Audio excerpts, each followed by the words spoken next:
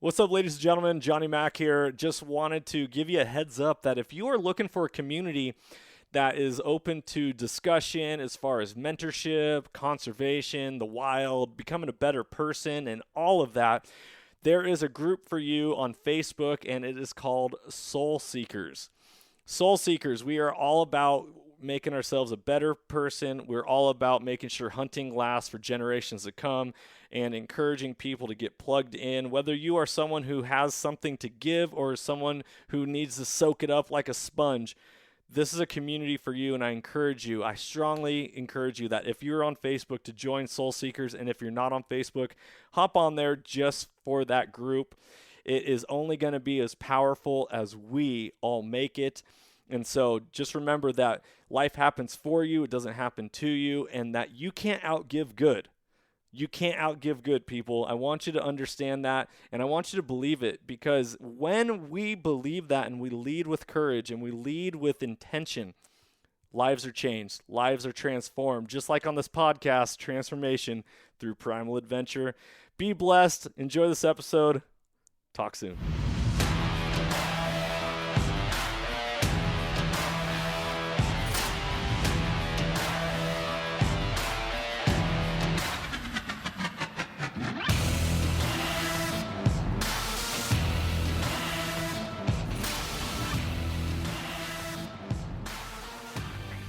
Welcome, ladies and gentlemen, to the Soulful Hunter Podcast. I'm your host, Johnny Mack. Through this podcast, I'm on a mission to transform lives through primal adventure and to spread my mission of mentorship as conservation. This podcast is powered by Washington Backcountry, a resource for all hunters, both new and old. To find out more about Washington Backcountry, go to wabackcountry.com or search for Washington Backcountry on Instagram, Facebook, Twitter, and YouTube. The Soulful Hunter Podcast is also proudly presented by the Crazy Elk Company. Based out of the state of Washington with products made in America, they are providing solutions with gear to problems you didn't even know you had. Their tag wallet is one of those solutions, and I had the pleasure of using it on all of my hunts this last year, and it is now a mainstay in my kill kit.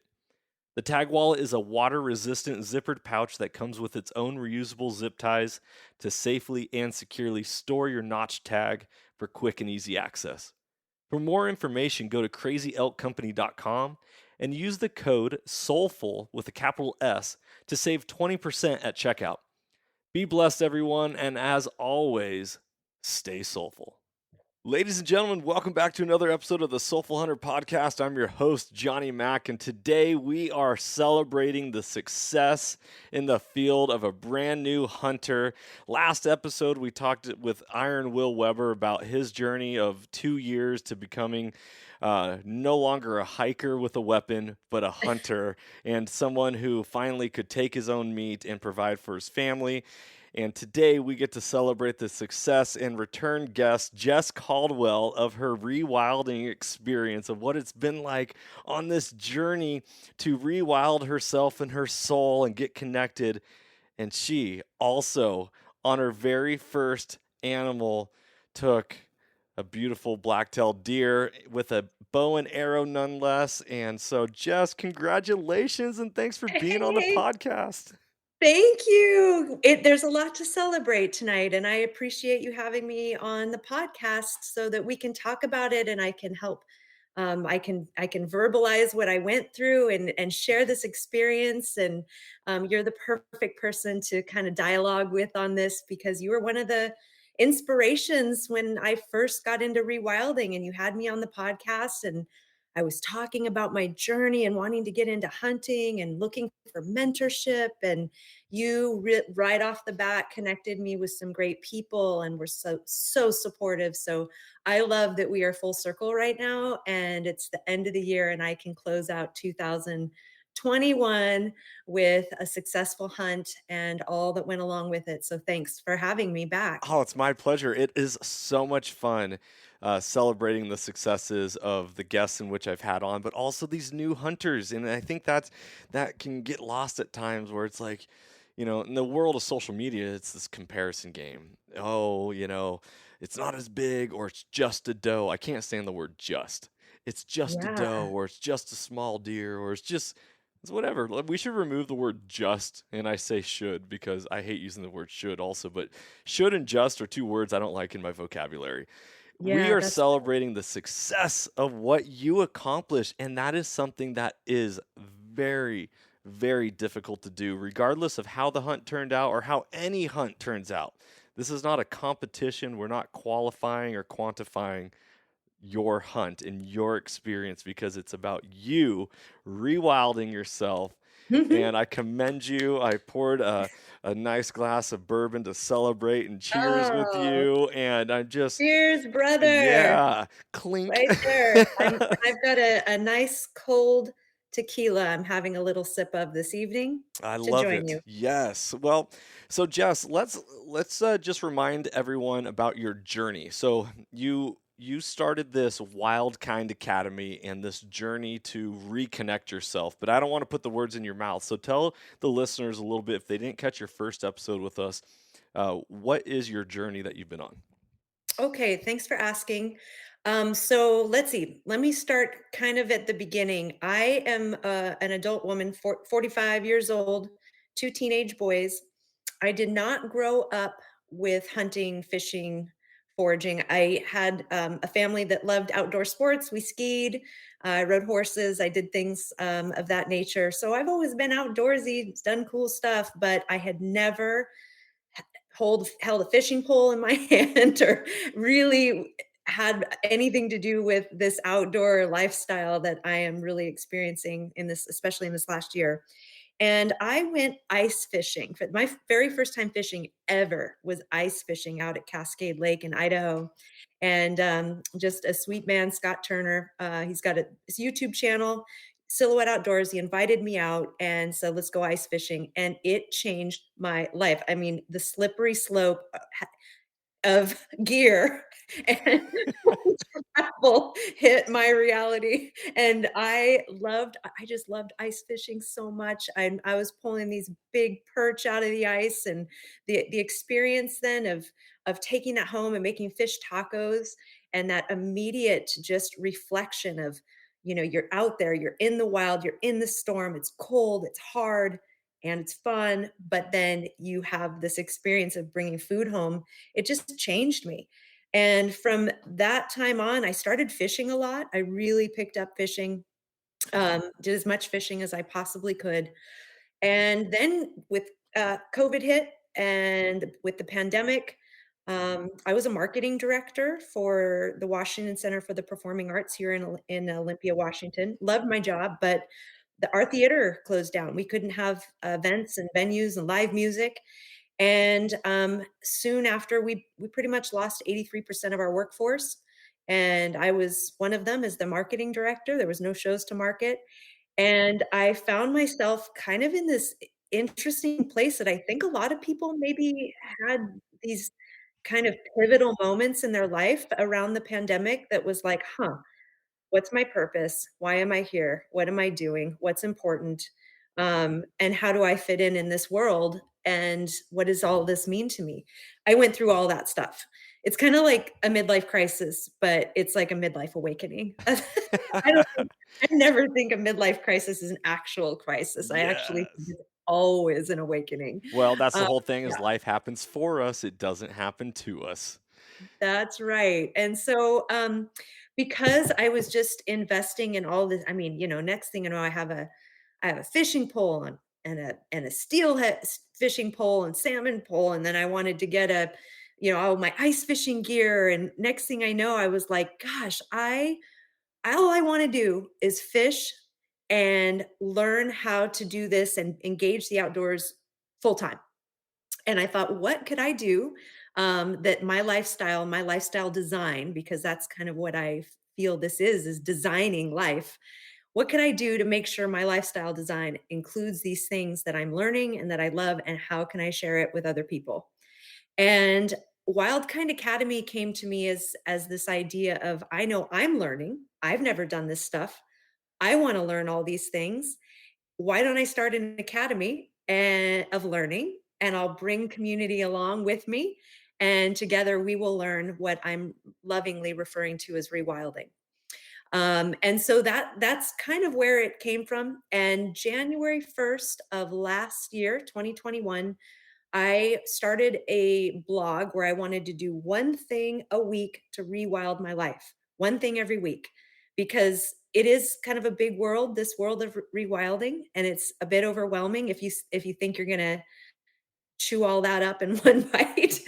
And I thought if I just did one thing every week, it would really, by the end of the year, I will have done something for my life to have engaged myself more completely in the wild and in my just kind of awaken this primal urge that I've been experiencing. So it began January 1st. I just that blog really kept me accountable to make sure I was doing something and that I was writing about it and sharing about the journey with through images and pictures.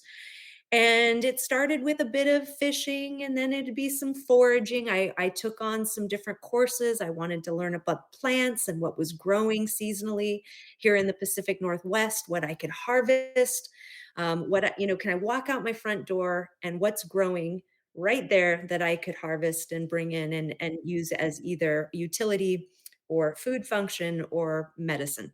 And and then at some point hunting came into the picture. Now and that's what we're here to talk about. Absolutely. And it's so funny. You are the almost ideal guest for the Soulful Hunter podcast because you're already using words that are in our creed. We Mm, talk about the motto of this podcast is transforming lives through primal adventure. And mhm, you say that getting out into nature and going through it was as simple as ice fishing for you was transformative. And from that moment, this idea of the adventure and what was in store is like, well, here you go. The other thing I just want to say, because I laughed while you were talking because I was like, yes, Jess, I'm so proud of you. If anyone ever wants to complain about not ever achieving what they really want to achieve, just take your motto. I love how I ended up finding you because of your field notes, your one weekly blog, and I saw something. I don't know how I came across it in social media, and I read it, and I was like, I need this person on my podcast. This is a great guest, and this is even before you really went hunting. This was you were just getting into archery. You were just that's right. starting to shoot a bow and experience this, but you're talking about it. And it's like this is beautiful. I have written on my mirror, above on my mirror in my bathroom, micro improvements. Mm, All it is just a reminder for myself. We don't have to. It's not about that end destination. We want to get there because that's what we're working towards. But to enjoy the process, and as long as we're making those micro improvements, we're going to get there. And that you speak to it so perfectly by saying one time a week. There's 52 weeks in a year. As long as I take one time a week, I'm going to continue my progress. And look what happened when you have been consistent on your journey. It came full circle all the way to you taking your first animal, no less with a bow, and just that experience that encompasses it. And I'm just like, yes, let's go, Jess. Yeah, Ah. yeah, right. We're both fists up. Yeah, it's so incredible because I just I do think that accountability piece of saying, I don't really like goals. I'm not really a goal person, but I am someone who likes to, I like to feel, I like to experience, and I like to put something out there that keeps me accountable for my journey. Because that's just a win, Mhm. when it's like, just put that first. Make sure it's first. And I have just put rewilding as my first. Now, yes, I've had a lot of time away from my kids this year because they have given me, now they're older teenagers. And thankfully, they have given me a lot of grace and they're cheering me on. And what's fun, they're watching that I'm taking some weekends and I'm away from them and I'm doing things I've never done before, but they're cheering me on and they're watching me do this, and now they're like excited about the things I'm doing. My son, my oldest 18-year-old son, just came to fire school that we had this last weekend and participated, And and it was actually, this is a sweet story. My ex-husband, who I'm very close with, we're good friends. He was telling me that he was giving some life wisdom talk with our 18-year-old, telling him about, look, it's really important that you create a life for yourself, that you are, we don't care as much that you're doing, crossing all the boxes, like you got to do this, go to college right out of high school, and check all these boxes that would be typically kind of the standard American diet of lifestyle design that, that is like, this is the path. And then we're trying to really open that up for them, that they get to create and design life based off the now moment of what really pulls them and feels important. And as he's having this talk with him, my ex-husband shared with me that my son said, kind of like what mom's doing right now. And Yes. and I was like, "Oh, my heart," because, I mean, it just, that made it so special for me that they're witnessing that, no matter what age you are and no matter what stage of life you're in, you can you can do things differently and take on big things and go for it. And that's it's okay, and it's encouraged, and it's only gonna bring adventure to your life, and the reflection of a life review that says, "I did what I came here to do." And Yes. that's so important to me. Absolutely. That is beautiful. And you know what that also reminds me of? It doesn't matter whether or not your oldest is 18 years old. You know, my wife and I, we have three children, gonna be 7 here next Wednesday, Mm, 7, 5, and 2. And it makes me think about every time you fly on an airplane, they always say, make sure to put your oxygen mask on yourself before you put it on your children or anyone else. And the right. idea is, it doesn't matter how old your children are, we have to love ourselves. And if Mhm. we're unhappy with where we are in this world, stop blaming other circumstances for our unhappiness. We get Yeah, to choose joy, we get to choose love, and we get to choose peace regardless of what's going on. And so instead of looking outward and for other things to make us happy, we get to that's right. choose our happiness and live our happiness and walk it out, which is you choosing to rewild yourself, in your ex-husband speaking about life experience. And everything else will come in due time. Enjoy the Yeah, process. Life is now. Get after it, yeah. and live. So Absolutely, absolutely, and when we, I know that a lot of the things of the outdoor lifestyle, like ice fishing, hunting, you know, the weekend backpacking, these are hard things. They're uncomfortable. I mean, I had a friggin' miserable duck hunt like two weekends ago. It was my first duck hunt, but I'm in freezing temperatures with not the right gear,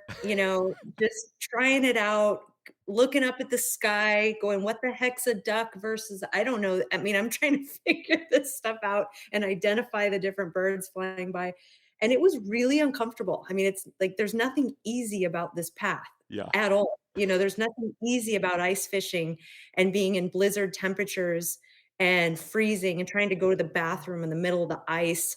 You know? Yeah, totally. In a blizzard. Nothing about this is easy, and hunting's not easy, but in reflection, when I come back home from one of these experiences and I'm sitting on my couch and my face is windburnt or, sunburnt, or, I've been in the elements and I've been exposed, I feel an aliveness. I feel a connection to my humanness that I do not feel when I spend a weekend, and I've done this, on a movie marathon. Nothing wrong with movie marathons, believe me, but to have that be the norm, where it's just kind of like you work so hard to take a weekend off to sit on the couch, that's the lie. That's not, that makes us feel pacified.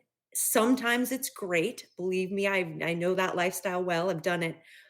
But there's nothing like putting myself into challenging physical, uh, you know, into the elements, and to have all my senses highly alert and stimulated. And then I come back and I feel more alive. I feel more. I have more feeling in my gut. I have more feeling in my senses. It's made me a more intuitive person. It's made me feel more emotionally, because I'm not just head down plugging into the grid and to the devices that's sucking my life energy. Yeah. I know you know this. Yes, you're speaking to the choir. I'm like, yeah, give me more. Come on now. I love it.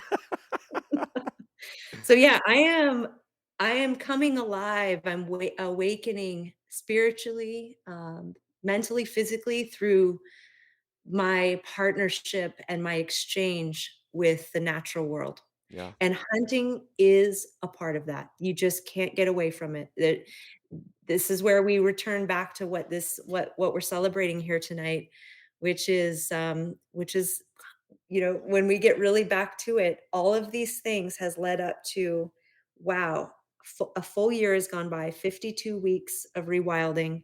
I'm here in the final week, and just last week I harvested, or I took the life of an animal. Yeah.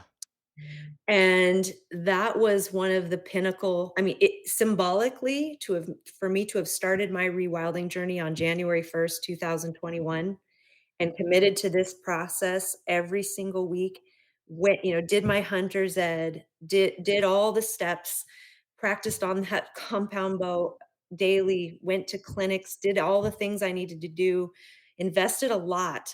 And then in December, at the end of the year, then I have this experience that brought it full circle into reality, into a visceral, hands-on experience. It's life-changing, and I mean, it's big. It's big stuff. It's big stuff. It's hard to put words to it. I mean, from my own personal experience, I know that process. I know what it's like. And I think you are living testimony to this idea that you can't outgive good. And, you put good out into the world, regardless of what type of good you consider it. Well, it's not good for other people, it's good for myself. Or maybe is that selfish? I don't know. It's like at the end of the day, what you're doing is you're doing what is good for you, and what's good for you, what's good for the goose is good for the gander. And so when you're doing that goodness out into the world, it naturally returns, and yet we are just continually fulfilling our souls. And when we get filled up all the way, then we get to overflow and we get to give more. I am also, I mean, you talked about 52 weeks, as great cap. I have the pleasure and privilege to take you out. I hoped it was going to be your first duck hunt. However, when this episode releases the following Monday, you are going to be in a duck blind with me, my wife, Iron Will Weber, one of our other mentees who are, if you caught the episode the week before, just took his first deer, and his wife is going to be in the blind as well, all experiencing first time hunts, and you're going to learn what duck hunting and waterfowl hunting is all about. Um, but I these are am the experiences. If excited. you never put yourself out there, these opportunities would never have arose. That's right. It's actually incredible. I mean, I remember on the podcast that you invited me onto, so, almost months ago, It many, feels many a long moons time ago. ago. Yeah. I was like, I'm searching for mentorship. Please help. Is there anyone out there? I don't know what I'm doing. It was a total like, and so it's amazing how many people stepped in. Hunters have become uh, they are some of the coolest people I have met. And I was a yoga instructor for 20 years. I deeply love nature. I deeply love animals. I deeply love humans. I am a lover. That is who I am. And so this is not about being anything other than having this love for people and nature and our connection.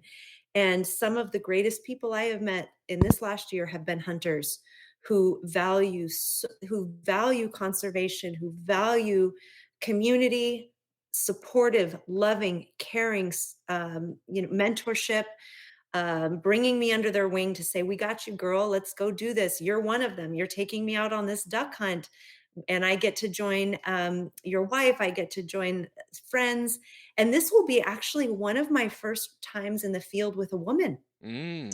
This, And I'm very excited about that because as we discussed in the previous podcast, it was challenging for me as a woman to find mentorship because many of the hunters who are skilled at their craft, it's not necessary. It's a bit awkward to just bring a single woman out in the field, um, if they're in a relationship or if they're not in a relationship because right. I'm there to hunt. Yes.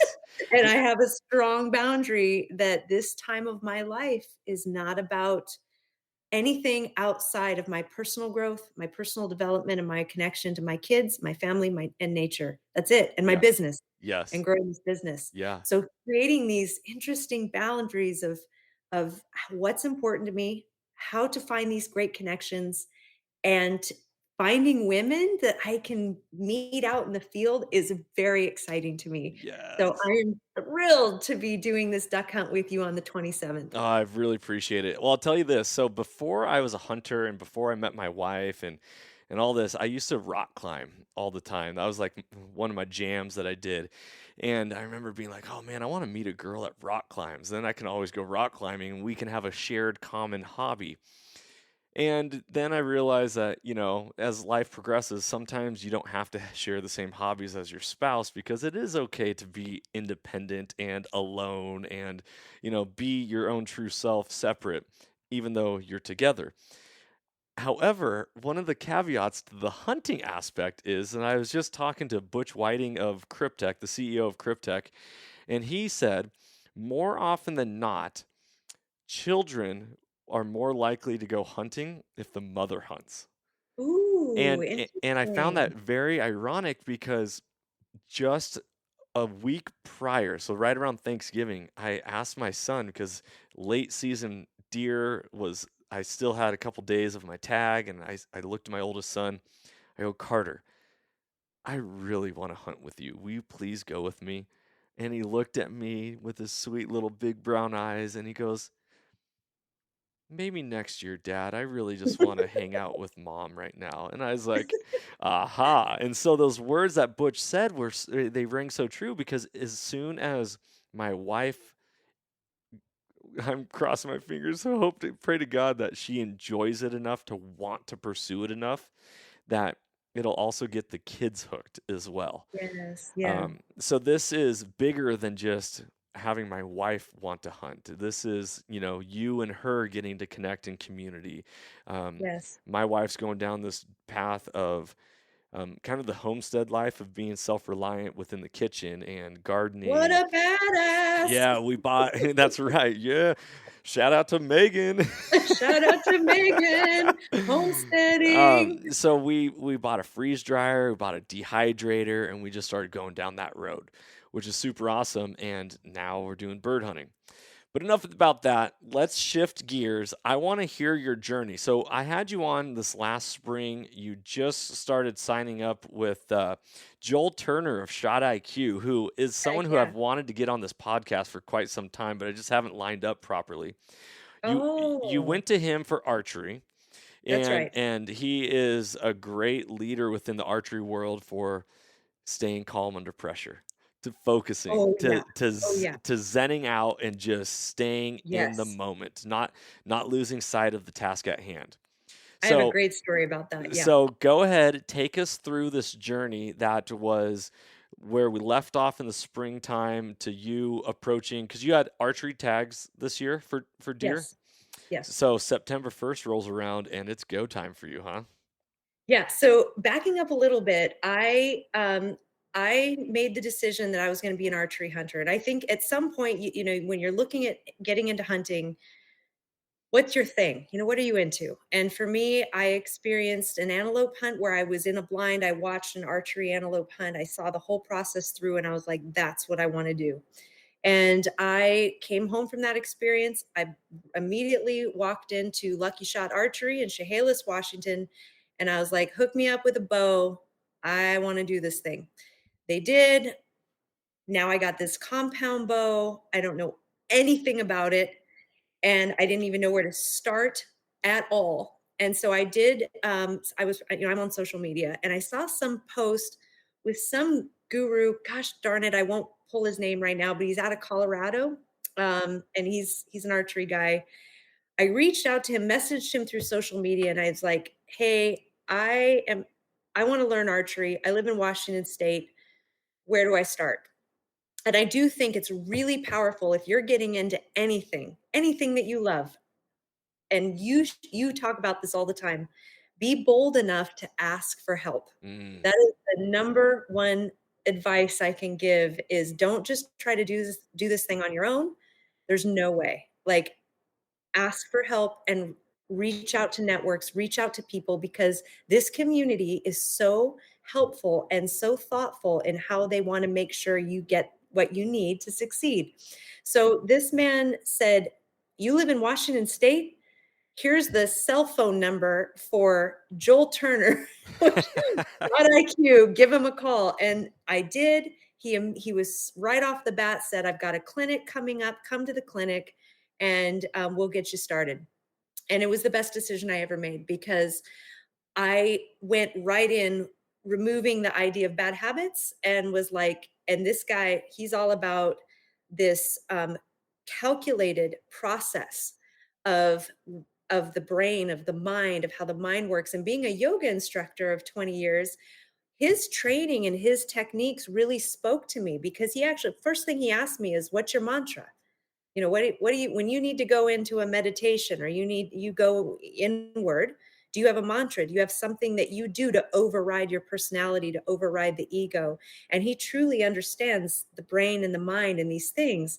And he spoke my language, where I was like, "Oh, I see what's going on here. So this is actually in my wheelhouse." Yeah. And so I went through his clinic and I started working with him, and he is my archery trainer and my mentor. And I couldn't have done this without him. So I'm so very thankful for his mentorship, and I highly recommend him as a teacher. But I started shooting my bow all the time. I didn't even know if I'd have a hunt this year. I just started shooting the bow.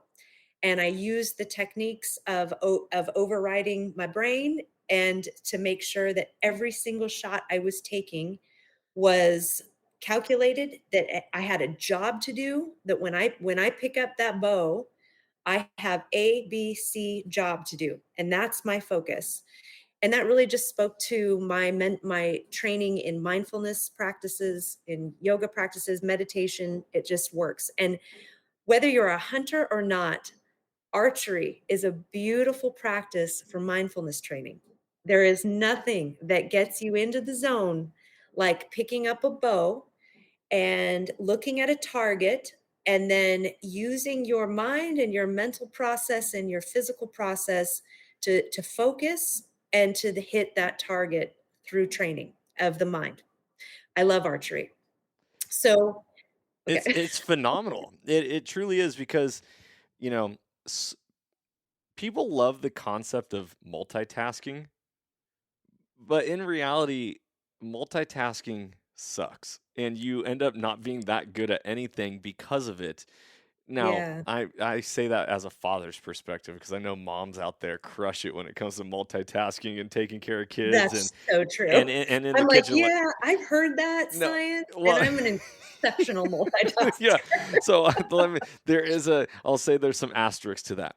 When it comes to like archery hunting and shooting a bow, and especially like a compound bow, right? So you have your animal, you need to figure out your yardage, your distance. What pin are you going to use? Are you actually holding the correct pin over your animal? Is your anchor good? Are you punching the trigger, or are you slowly pulling back with your shoulder That's blade? right. You know, That's the are training. are That's you right. breathing? And then if I always consider, I go back to the movie The Last Samurai with Tom Cruise, One of where my favorite movies of all time. yeah, Oh, yeah, where his the samurai, he's like, too many mine, one mine. one Saying mind. you need to Yes. just focus, take one step at a time, focus on one thing at a time, and that is my purpose and point behind the multitasking thing. Is Yeah. we're so quick for that end destination. I want that animal. that we forget about all the different steps, all 52 weeks that led up until that one moment. Yes. And in order to get to that one moment, we have to go through all the other steps in progression, in sequence, not just, shotgun effect and Hmm. and this is something here's a little piece of advice for you for next week when we're bird hunting. You don't shoot in the sky thinking, "Oh, it's a shotgun, I can hit a bird." You still have to focus on that bird and shoot with the bird as it's moving, and That's then right. let the shotgun do its job.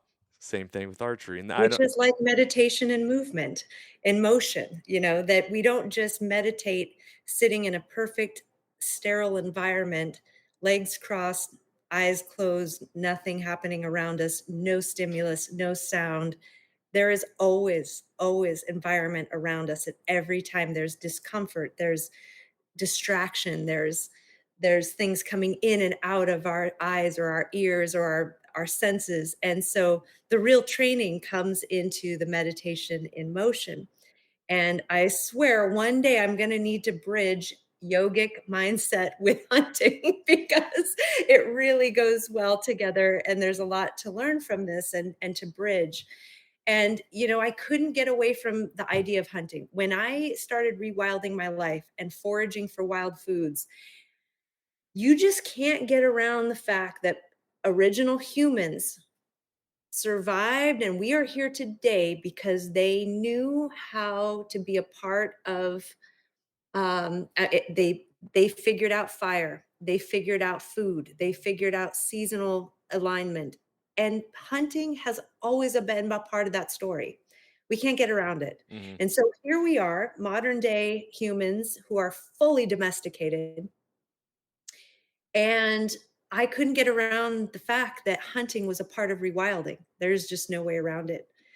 And that's where this comes into play, that I realize this needs to be a part of my journey and this needs to be an experience to have. And what I realized with my recent success with a deer that I took last week, that's probably the most expensive meat of my life. I'm going to say this is going to be about $200 a bite. Yep. As I realize what this is about.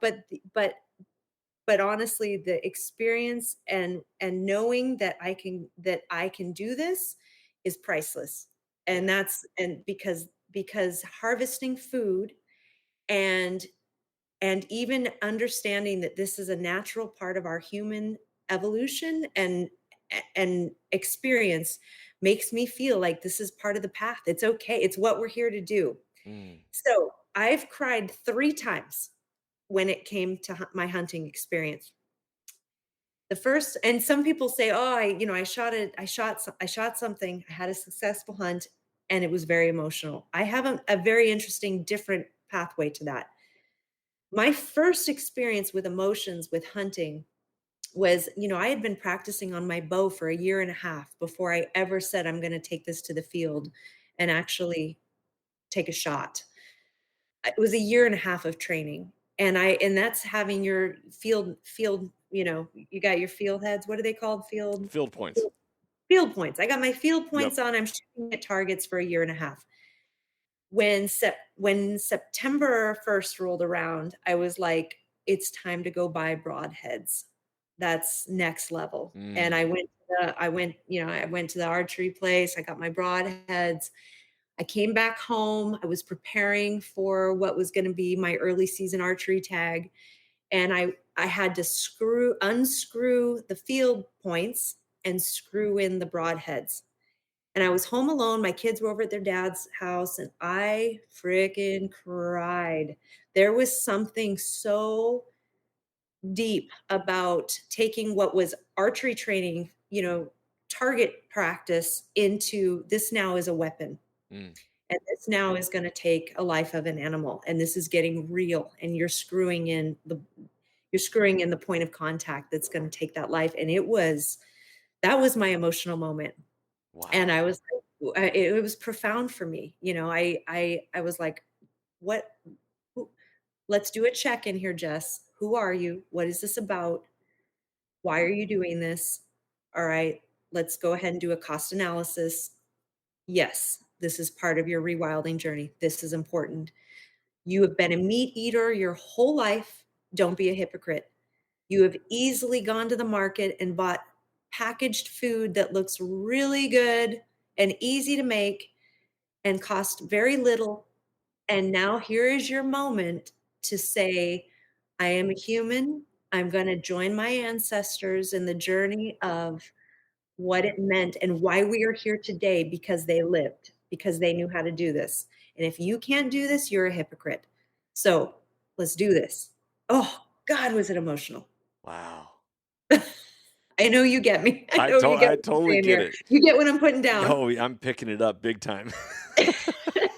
And so I spent that early season archery, I was out every day by myself. I was out in the field. I had my bow. I was hiking miles out, uphill, downhill, making all sorts of mistakes, scaring off the deer. You were learning. You were I learning. was learning. Yeah, I'd come around a corner and there'd be this like, bedded down deer and they'd be like, ah, just go running. And I'd be like, well, oops, I didn't do that. I was not stealth enough. I don't, I went through a lot that through those few months or 2 months that I was practicing what this was all about. But you were seeing animals. You had Yes. like, you were having encounters, and I feel like that is huge in itself. That's a Yeah. win. Yeah. And it's funny that I was out there by myself because honestly, if I would have had a successful hunt at that time, I would have not known what the heck to do. If I had, I mean, I would have shot an animal and been like, now what? Mm, I mean, so timing is everything. Sometimes I think the universe has our back, and that was not the right timing for me. That was the universe was telling me, observe, learn, watch, hear, you just learn. You're here to just be an observer. And that's what that time was about for me. mm. And now we got late season archery, and that was about game on. I got Joel Turner called me up and he was like, I'm gonna put you on some deer and you're gonna do this. Everything you've been training for the last year and a half, it's time. Yeah. And I really appreciated that initiative that he brought, that he took to call me up and say, let's do this. You've been training for this. Let's go. So he brought me, we were in a blind and he said, the deer are coming in. So we're going to do this. I came out early and he said, I want to see you shoot this morning. And I really just want to see how you're doing, what's your grouping like. And he really put me under pressure. That's what he does. He was like, when I draw back that bow, he's not like silent. He's like, pressure on. There's a deer. What are you gonna do? What's going on? What's in your head? Are you gonna mess this up, Jess? I mean, he is completely loud in my ear, making sure that I am distracted, that I'm feeling the pressure, and I loved it. I mean, it was like the best coach you can have, because he's taught me, and through my mindfulness training, through my yogic training, through breath training, that we can override the pressure of that and get into the zone. And so I got into the zone. I had a great grouping. I was shooting really well. And he was like, all right, you're ready. Let's go. We're going to head out to the blind. And so we did. It was a gift to have him there with me and his mentorship. The deer came in, a deer came in, and I was not ready. One thing that I was not ready for was my physiological reaction to that experience. I I'm thinking I'm cool. I've been practicing. I know target shooting. Oh man, that deer came in and I went from 0 to 60. My heart rate elevated. My breath was completely erratic. I felt the shaking in my fingers, and I was like, "Oh, no. What is this? What's going on?" And it's almost like I left my body, and as an observer, I was watching the human, me, have a physiological reaction to stress and pressure and all of it. And here's what I can say about mindfulness training is that it worked. So and it was nice to have the mentor. He said, pick up your bow and do your job. Mm, That was his words. wow. profound. So, and I needed to hear just that, no other chit chat. So I picked up my bow and I'd only had time for 2 breaths, 2 powerful breaths to make sure that those breaths counted and they brought me back into control. That I was the one in charge here and not my physiology. That the mind and the spirit stepped in to say, "You got this." And when I did, it took 2 breaths.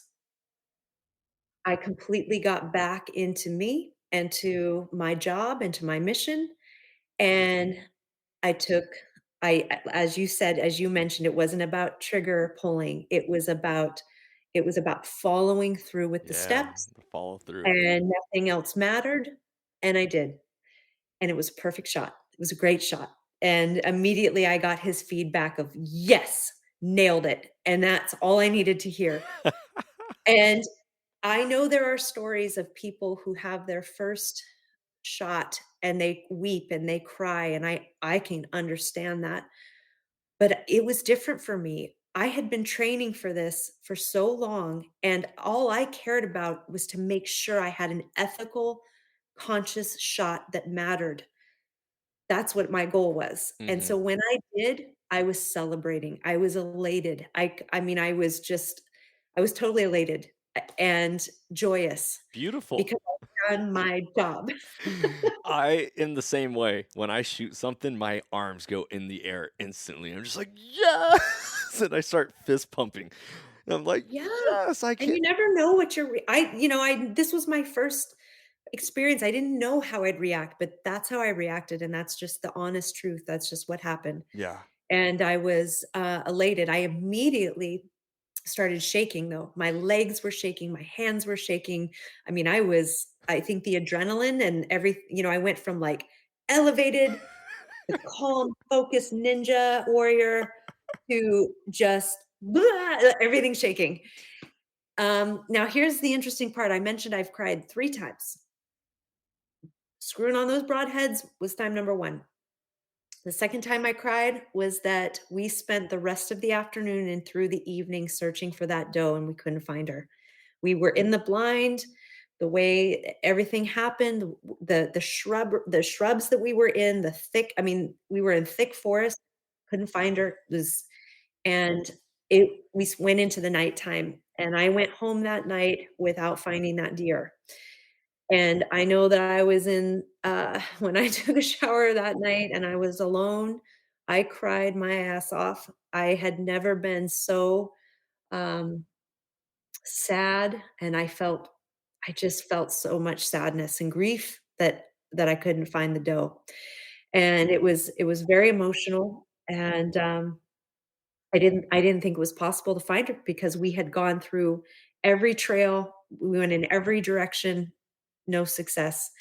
And I thought, "Wow, I just took a life, and now that life is for nothing." This animal is now, down somewhere because I knew it was a good shot. I knew it was down, but I can't find it, and I felt terrible. Mhm.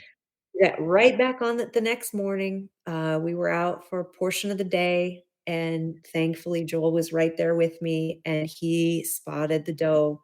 This doe had crawled in under a holly tree in the most obscure place you would never find. I mean, it was so far out, and he happened to miraculously find the doe.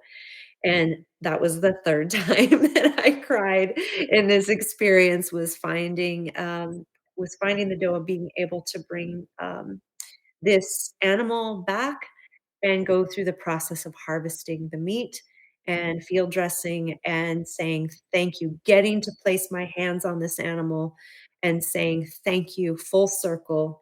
You've lived a life. You are wild.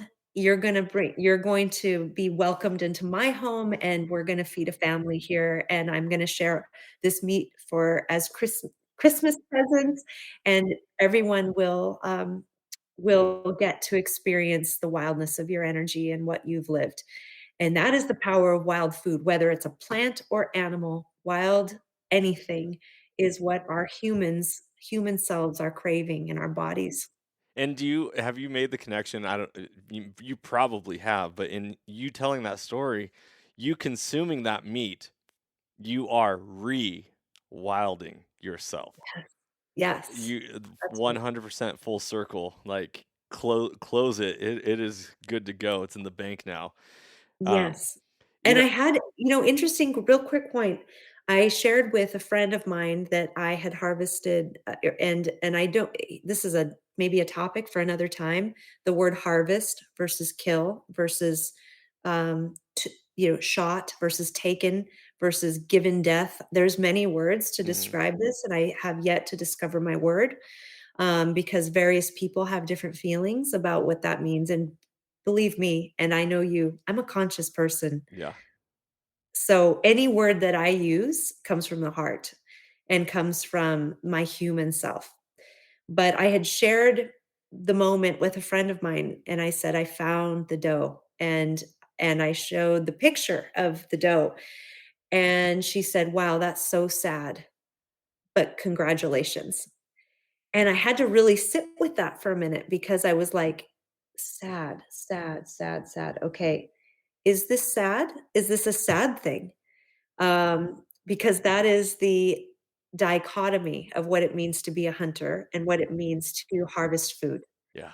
Because do you say that every time you eat bacon in the morning? Do you That's say so that every sad. time that you have a hamburger? Right. You look do when you have ribs or, when you go out for steak dinner, do you say, "Wow, this is really sad?" Or, Yeah. what crosses your mind? Because most of us don't say that. Most of us don't actually feel that. It's We disconnect. just eat the meat unconsciously. Yeah. And so to go and harvest and put in that time and put in that heart and actually be the one that draws the bow back and pulls the trigger, there's nothing sad about that. This is I gotta just say a few things. And number one, you are an incredible human being. And you having someone say this is sad, and then you look at this, you're completing the circle of life. So for you, something has to die in order for you to live. So through sadness brings joy, because joy, it's life giving. And you're on social media now. Have you ever followed the account Nature's Metal? No, uh-uh. Okay. Every listener, if you don't follow Nature is Metal, go follow it.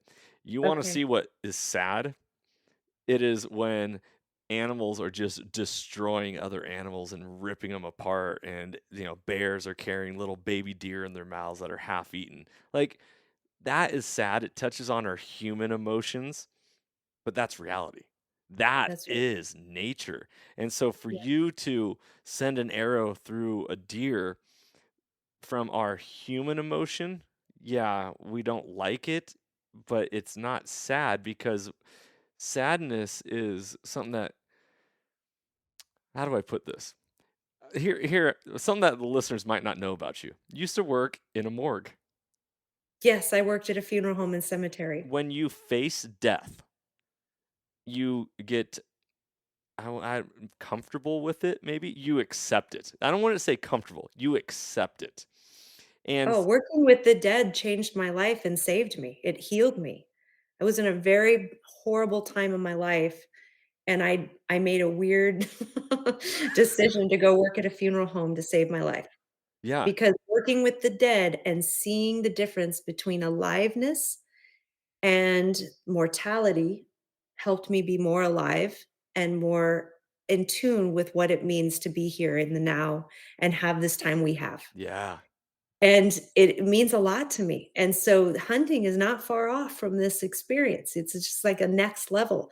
There's what's sad is eating meat without conscious awareness of where that meat came from or how that animal was harvested. hmm, What's sad is factory farming. What's sad is animals living a terrible life that is, for our mass consumption of meat.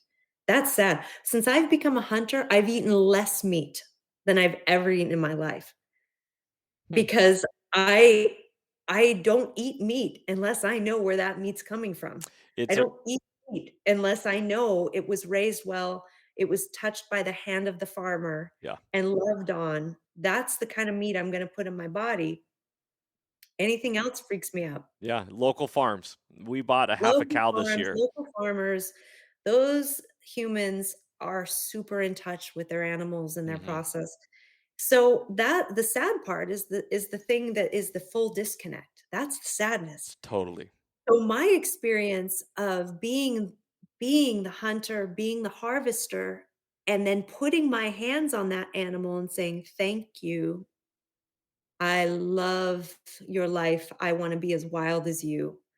And now I'm gonna honor you and take you home, and we're gonna sit around my family dinner's table, and we're gonna honor your life." There's nothing sad about that, because Nothing. the alternative for that deer's life is to die by injury, disease, or harm from another Or animal. starvation. Yeah. Yeah. And that's the whole nature is metal thing. Is like is the point is like you you're a part of life and it was quick and it was over with. And Yeah. in that there's beauty in that. So sadness, we can agree to disagree, but there's beauty in it, and that is the amazing thing. You think about kids and petting zoos. The ability to put a hand on an animal is so comforting, soothing, and rejuvenating all at the same time. Why do we love to pet our dogs and our cats? They soothe our soul. And so, whether or not you're taking the life of that animal or not, the minute you get to place your hands on that animal, that energy transfers, that connection with nature, it allows it to continue to live on.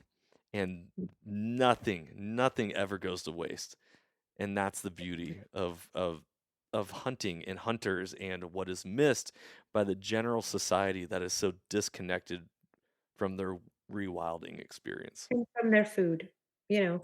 It's really the same thing if you're a vegan, if you're a vegetarian, it's literally the same thing.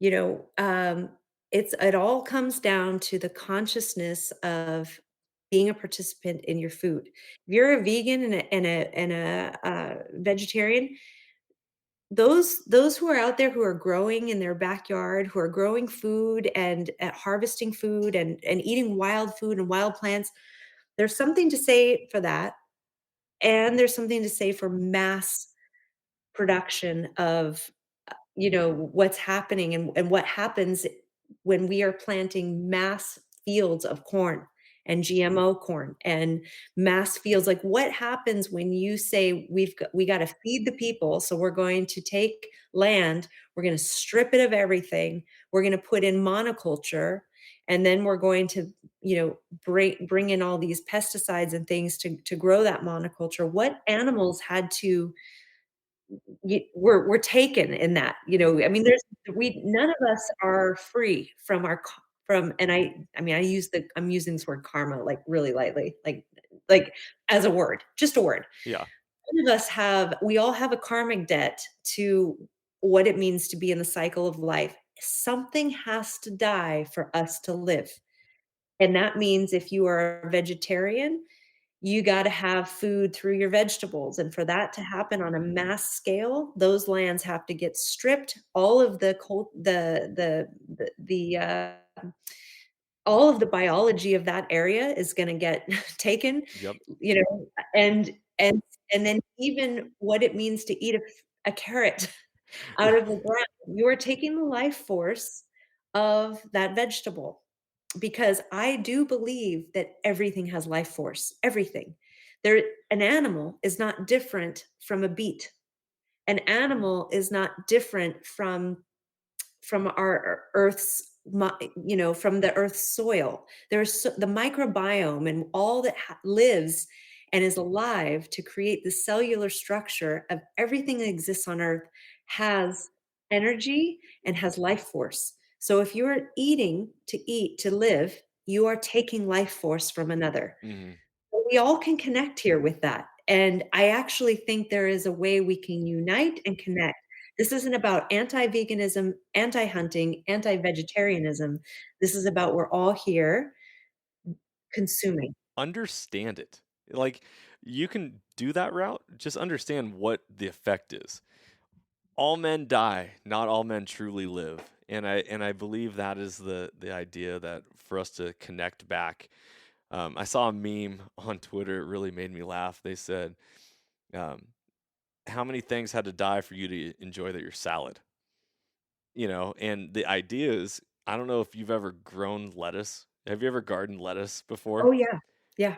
Keeping lettuce pure is the hardest thing to do, whether it's the tiniest snails and slugs, but whatever it is, to have lettuce look like it does in the grocery store takes a lot of work and a lot of different things to die in order for it to show up in the grocery store like that. So, Well, in all of these cultures, the more across time and across location, the more we are eating from the various micro in the microbiome. I mean, cultures that are still living in the hunter gatherer way, which is there are still some out there.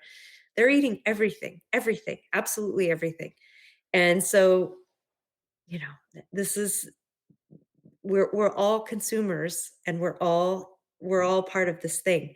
So I would love to see more of us coming together and not segregating, this is a hunter, this is this or that, or this is a vegetarian, this is that.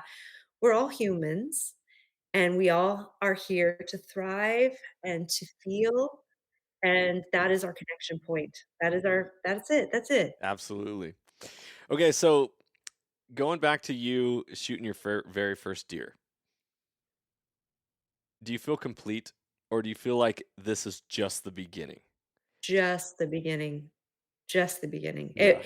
And here's the deal is I have been practicing on this compound bow for a year and a half, so I just invested in a traditional bow, longbow. That's my Be- next journey. Beautiful. Yeah, like, there's some next level stuff that I'm experiencing, and and my bow that I ordered is kind of a hybrid bow. They call it a reflex deflex bow. But it was beautifully crafted. It's made of, it's got 2 different woods in there. It's got myrtle and, which is there's significance. It's a custom bow. I worked with stalker stick bows. Yeah, I know, you dirty dog. When I saw that, I was like, "Come on, Jess, how are you? Connect me with all your people. I want a bow like that." Hey, man, it was it I South well, I Cox makes amazing bows. yes, he does, and I talked to him directly. South Cox is a great man, and he's making great bows. And here's the cool program that I should share with your listeners because I thought this is why I went with them. So I do not have the strength yet to draw back a traditional bow at the 45 pounds or 40 pounds needed to legally hunt. But, because my compound bow, it's nice and, we're set up to pull that draw weight back. Well, on a traditional bow, you gotta grow with that and get to that point. And what I really loved about this company is that they did a custom bow for me, but as you grow in strength and and your draw weight, you can send back the risers, and this is only for women and youth. So this program is specifically for women and youth. But I have what's called the Bobcat. That's what I ordered, is the Bobcat. And so with that program, as I grow in strength, I'll send back the risers and they'll send me the next level up so I can continually grow to get to the point where I'm ready to shoot that bow at a higher draw length. So So cool. I thought that was really cool, really unique that they're doing that. Again, they just offer it for women and youth, but I think it's a great way for us women to get involved with the traditional bow and be shooting and growing, and this is where I'm going with hunting. I loved my experience with the compound bow. I'm gonna keep my bow. It's not going anywhere, but this next year, I'm gonna be shooting I'm going trad. I'm going Cool. I love it. I love it. All right. So, Jess, we're going to wrap up this podcast, but part of your rewilding experience in which you have been going on is opening it up to community, because it is about building community. It's about connecting with other people, and you never know what's going to happen. So, you have a couple courses that are on the horizon that people can sign up for, correct? Correct.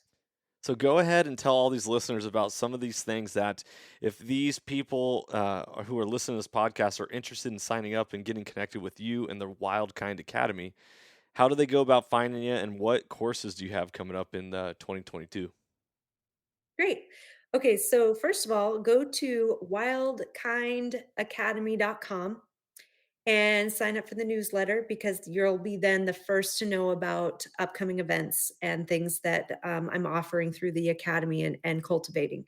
And I just want to put the plug out that January 14th in Tenino, Washington, the small town of Tenino, Washington, I'm going to be hosting an event and I'm going to be welcoming in anyone and everyone who wants to come and connect with the rewilding community.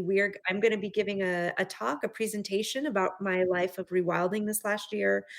Joel Turner will be there. He's going to be present for a short time to talk about what rewilding means to him and his experience as an archer and shot IQ. And so I've got a few cool people. Ray Livingston with season 6 Alone is going to be there. He's a total rewilder. He just taught fire school for us. And I've got some others who are coming as well, who are kind of in the survival, wilderness survival zone. Yes. Phil Vanderloon's going to make a video for the event and share that, his experience as a bow hunter and as a survivalist and wilderness survivalist. So it's going to be a great event. Details for that, I'm just launching it. So sign up for the newsletter or find me on Instagram, which is Jess_Wildkind Academy, because I'll be plugging this out everywhere. So I hope people can make it. I'm also going to have a live link that people can join virtually and be there for the talk about the story, about rewilding, about the sharing, and kind of be there with us virtually, no matter where you live. So January 14th, that's the rewilding event that's really going to launch and bring in community for Wildkind Academy. From that, I've got some great courses set up for 2022 that are already in the works.